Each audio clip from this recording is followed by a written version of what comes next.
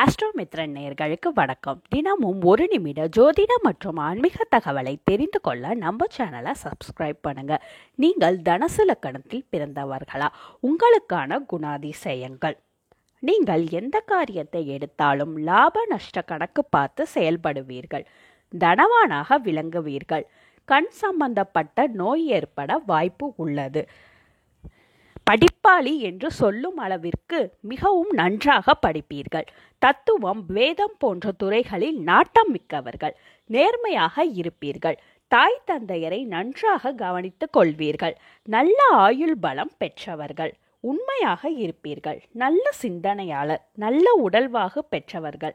லட்சுமி கடாட்சம் பொருந்தியவர்கள். அரசு வேலை அமைய வாய்ப்பு உள்ளது.